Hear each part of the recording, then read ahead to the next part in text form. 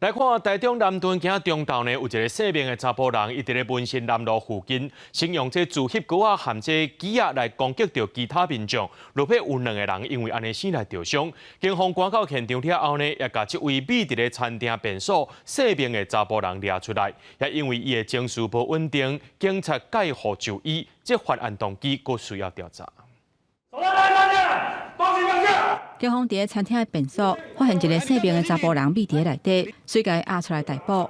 你的东西嘞？讲话！东西放哪里？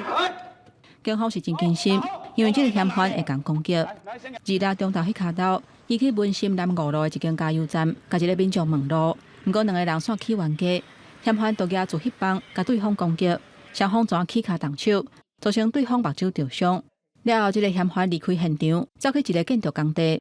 看到机啊，怎举起来，甲一个工地人员扑着伤，拢总造成2个人着伤送病院。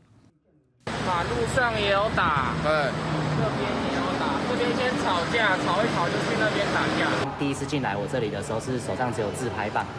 那第一个刚刚我说被攻击的那个也是，他说被自拍棒攻击。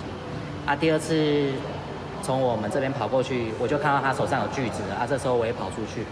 后来，这个嫌犯佫一解逃走，而且家己啊迄伫半路的，秘入去边仔餐厅的便所内底，了后去互警方抓到。